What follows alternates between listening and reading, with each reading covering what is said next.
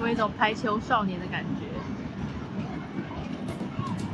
Hello， 大家好，皆さんこんにちは。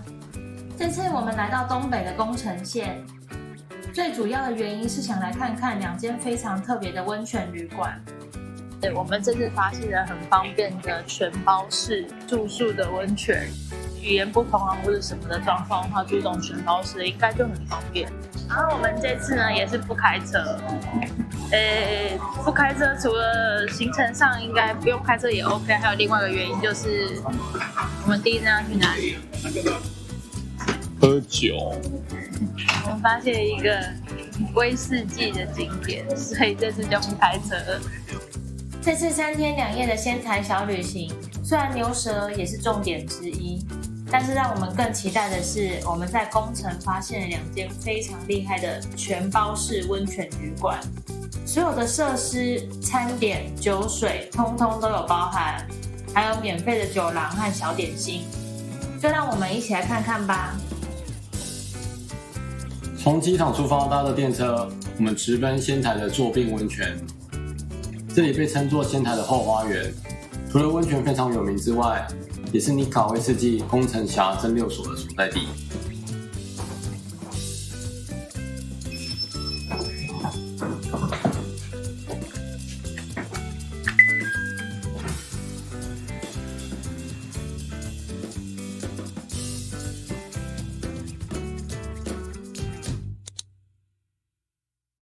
喜欢日本威士忌的话，应该有听说过尼卡威士忌。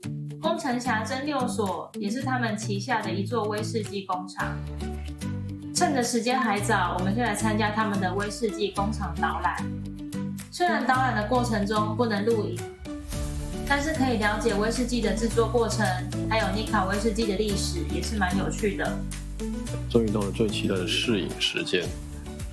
然后它有提供3种，一种是宫崎峡，一个是 Super Nika， 一个是一个比较糖浆类的感觉的 Apple Wine。完全就是要泡那个气泡水，一定会比较好喝。再来这个，他说这个 Super Nika 是他们的 Long Seller 畅销品，这是他们现在也是比较代表的一个 Single Malt 的。开心吗？更开心的时候来，我们要去逛商店，耶！买爆！哦，有鱼翅耶！拿走。我现在就拿着，我没有放开了，没了。看到最后一瓶，我直接先拿。它真的是最后一瓶吗？对。导览的最后还有免费试喝。这次还非常幸运的买到鱼式威士忌。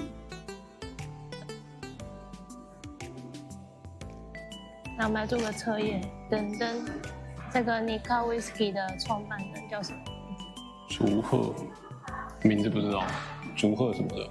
那只能算你一半的。下一题，噔噔，为什么叫 Nika？ 不知道，为什么？那里就有答案。哦。大日本果汁株式会社，日果哦，原来如此。人家刚刚前面就有讲，因为威士忌的酿造需要很多年才能做好，所以他刚开始在鱼市成立的时候呢，一开始没有东西卖嘛，所以就先卖果汁。那时候就有个大日本果汁哦，对，就是那个日本的日跟果汁的果，日果。离开宫城峡蒸馏所后，再次搭上温泉旅馆的接驳车，来到了第1天要入住的全包式温泉旅馆 Yuzukushi Salon Ijinobo。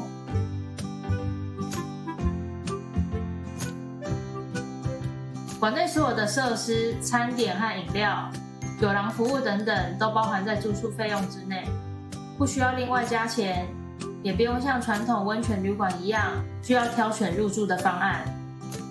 我们这次住的这里是全包式的，然后3点才可以进去房间，现在还没有好，但是我们可以先到后面的它的沙龙的地方去喝饮料。办完手续之后，因为时间还蛮早的，所以就在酒廊内吃吃点心，喝喝饮料。提供的餐点点心虽然不是很多，但每一样都还蛮好吃的。它的们这个浪觉的位置其实空间真的很漂亮，吃的东西没有我想象中的那么夸张，但作为一个简单的下午茶时候还不错。Golden Coney 我要看。饮料的部分有现泡咖啡、茶饮，还有各种的红白酒、啤酒、尼卡威士忌、Highball 等等，待上一整个下午也没有问题哦。那3点的应该房间差不多好，去看看。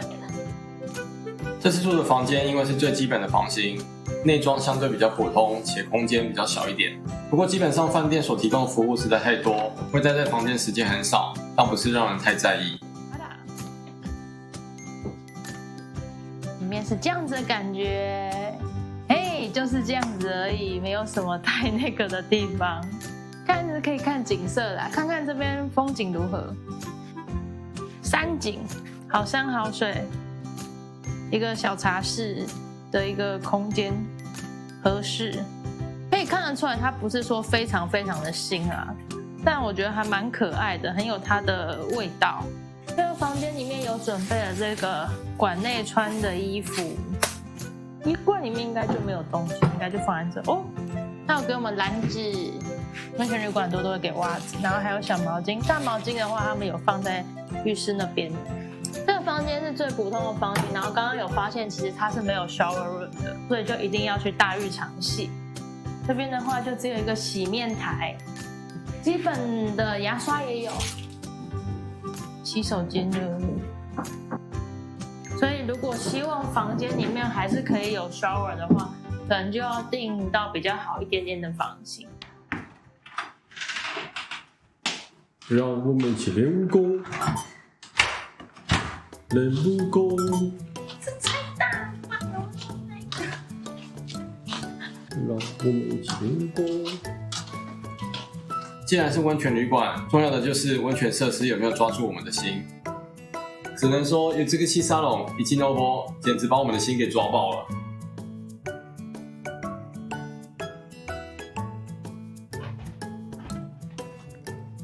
它有3个大浴场，男女内汤和时间交替的男女露天温泉。内汤部分很宽敞，浴池很大，有淡淡的木头香，也是唯一一个有洗澡区域的浴场。我们现在洗好澡出来了。我这边现在女生先轮的露天风旅是他们最厉害的景色，直接看到整个溪谷的景色的，我觉得超棒的。我目前看过就是露天温泉风景漂亮里面的，可能真的是数1数2的。虽然看起来都是同一个池子，但是还有分成几个小区域，所以温度其实有一点点不大一样。想要泡稍微没那么烫的，想要泡烫一点的，都可以挑自己喜欢的池子。然后它有稍微一点点的高低差，所以不会因为泡的人多就挡到彼此的视线。这是我觉得它设计上还不错的地方。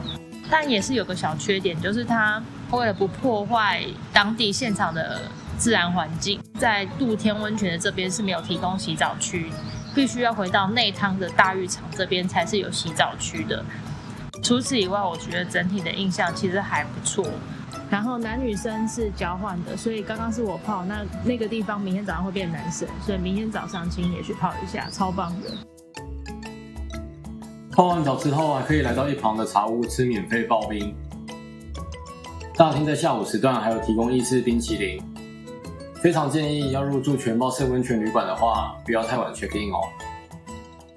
全包式旅馆另外一个卖点就是餐点的部分，只能说有这个洗沙龙以及 Novo 的餐点真的是让我们惊艳到下巴合不起来。哇，好香哦！虽然一样是自助餐的形式，但所有的餐点都是现点现做，包含有仙台牛舌、生鱼片、寿司、炸天妇罗、仙台牛铁板烧。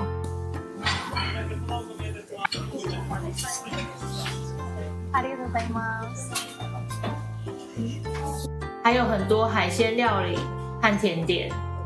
看起来空间虽然不大，但仔细想想，提供的餐点真的是还蛮多的，而且每一道都非常精致，超级好吃。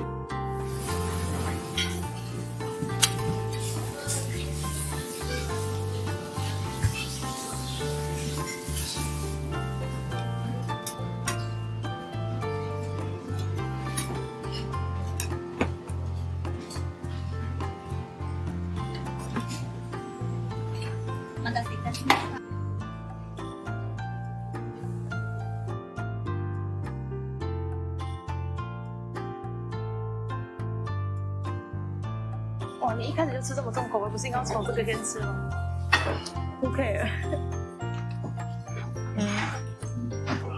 来仙台就是为了要吃这个。这怎么可能不好吃的呢？去第9牛舌吃，这样一份就多少钱？这样就很划算，很值得，好不好？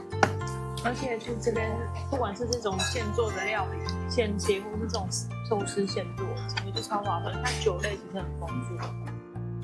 因为是全包式的，所以晚餐时段的酒水也不用另外加钱，有各种调酒、啤酒、红白酒、气泡酒、烈酒和各式各样的日式清酒，种类非常的丰富。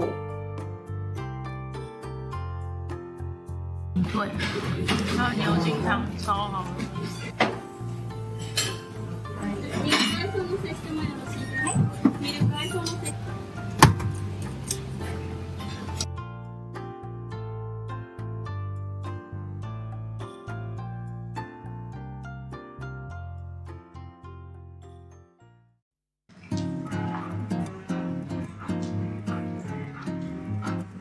还不错耶。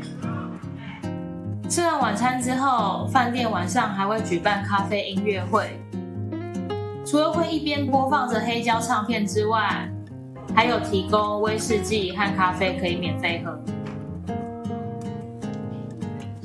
整个气氛非常的惬意，让人非常喜欢。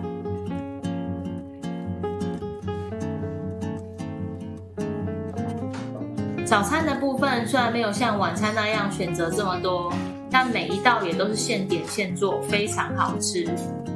最推荐的是它的法式吐司，还有山药饭。一大早就吃得这么丰盛，真的是很怕等等回仙台之后没有胃可以吃牛食。这间饭店可以说是2025年我们入住中第1名的温泉旅馆。从景色无敌的露天温泉，各式各样的免费酒饮和点心，到现做又非常精致美味的早晚餐，也都让人非常印象深刻。整体有点复古怀旧的氛围，也让人很放松。还蛮推荐来仙台的时候可以入住体验看看。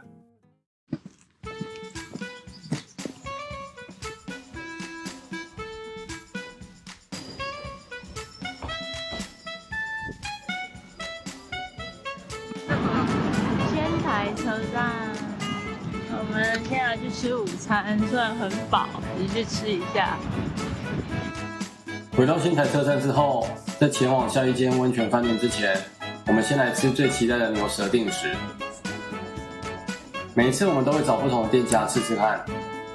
这次来到的这间它使用的虽然是澳洲牛，但口感非常弹牙，加上他们牛肉汤真的是还不错，蛮推荐的。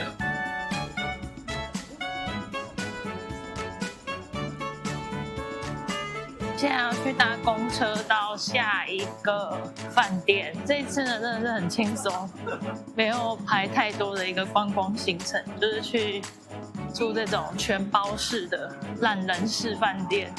然后我发现我们今天要住的饭店跟我们昨天住的饭店是同一个集团的。哦，是啊。对啊 ，Ichinobu Group。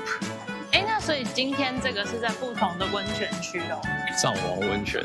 藏王温泉，那已经很靠近山形了。应该说是藏王的东边，就是宫城的这一边。第二晚我们来到的是 Togata Onsen， 从仙台车站可以直接搭高速巴士，大约1个小时后就可以抵达。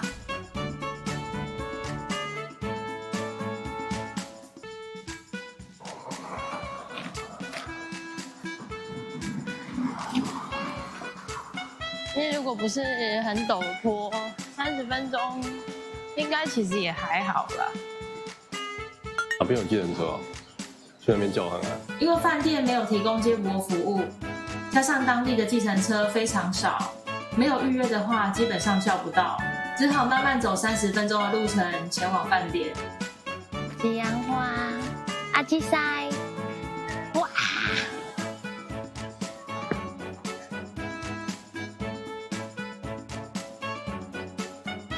看到招牌了，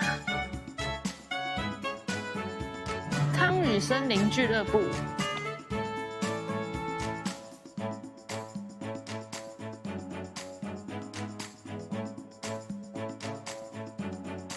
好大一只蜻蜓哦，2只哎，它里面还很大呢。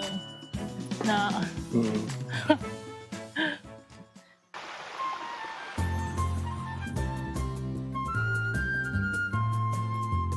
相较于前一晚的饭店 ，Udomori Club 是一间比较度假类型、比较针对年轻族群的饭店。大厅装潢设计也相当漂亮，特别是面对森林中庭的落地窗的座位更加推荐。整体的感觉就是比昨天再更可爱一点，有一种森林的童话感。有关吃的话，就是跟昨天蛮类似的，3点开始就是有很多的，像是冰淇淋啊、杰拉豆这些，然后还有浪举一些饮料啊都有。但它比昨天还要厉害耶，因为它的浪举是开到24小时，然后它的餐点的部分，它除了晚餐开始前，它还有4点半就开始一些前菜，然后还有一些酒可以喝，然后5点半开始吃晚餐，当然晚餐全部都是用点餐的方式。然后它的露天温泉馆外有2个，馆内有2个。馆外的话是这是馆内的部分，然后馆外的话是要走到河川旁边。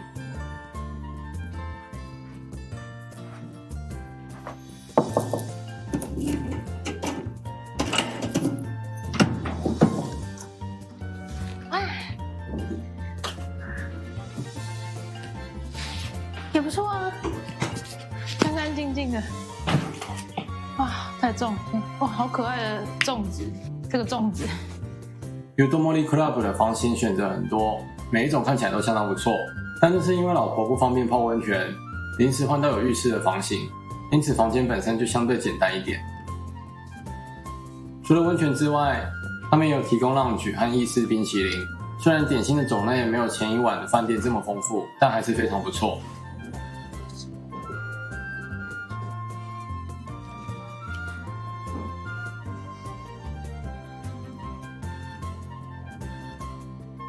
饭店的温泉主要有2个地方，一个在馆内，另外一个则是在溪流旁边的川之汤。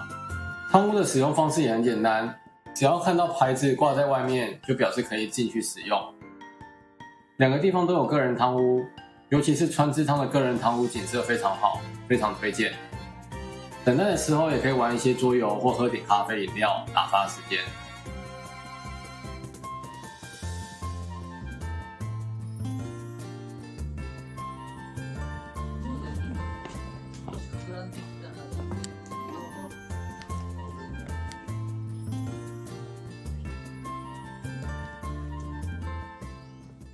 Udomori Club 的餐点比前一晚的饭店还要更厉害，晚餐从下午4点半开始提供，而且每经过一个时段都会提供不同的餐点，主要是以法式料理为主，很精致，超美味。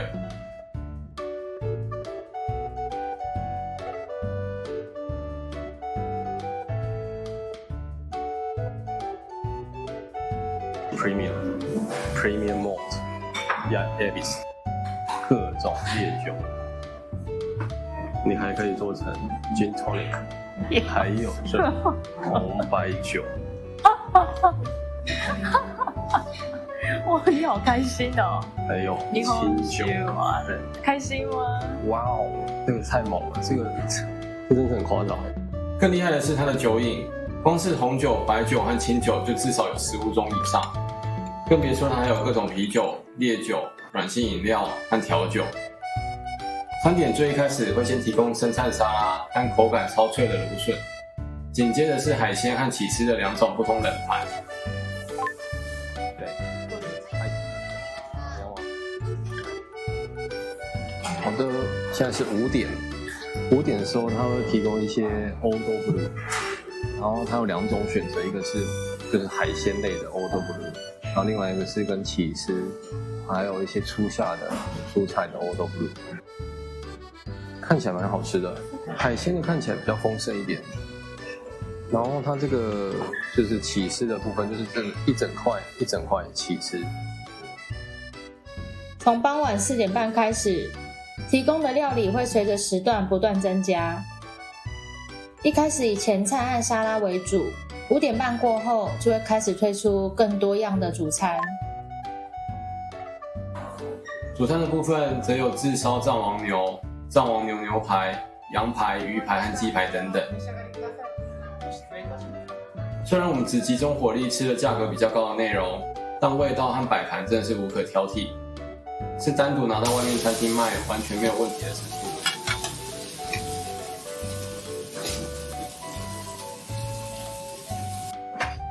お待たせいたしました。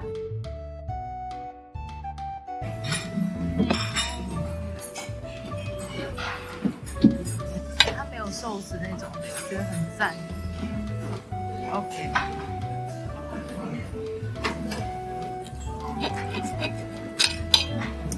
蛮嫩的哦。哇，那个沿着骨头就可以看到那个粉红色。没有到很刚好。还可以。你觉得哪个比较好吃？牛肉吧。餐点的选择真的非常多，可以吃到非常多的种类，也可以针对自己喜欢的料理重复再吃，真的是让人非常的满足。介绍一下。这是大船肚的鱼，一直觉得这道菜的摆盘很美，很像一幅画。大家有看过这幅画吗？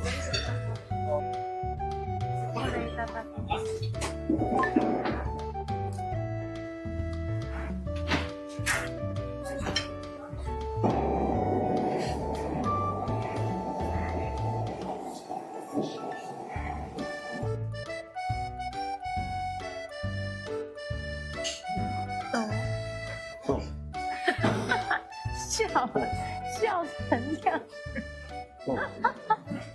傍晚时分，趁着大家都还在跟超美味、超丰盛的自助餐拼斗的时候，我们来河流旁边的温泉泡泡。不得不说，它的餐点真的是非常非常非常的棒。除了餐点棒以外，它的酒饮选择超级无敌多，光是白酒和红酒加起来就有10种。然后更不用说它还有清酒啊，各种烈酒、调酒。晚上的时候它就会点灯，整个还蛮漂亮的，蛮有气氛的。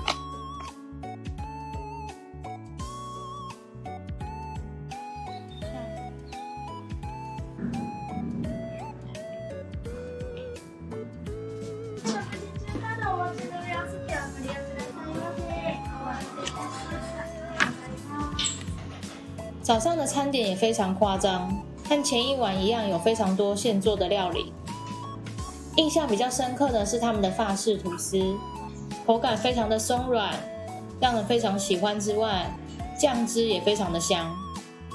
另外还可以吃到意大利面和炖饭，应该是近期吃到早餐最丰盛的一间饭店。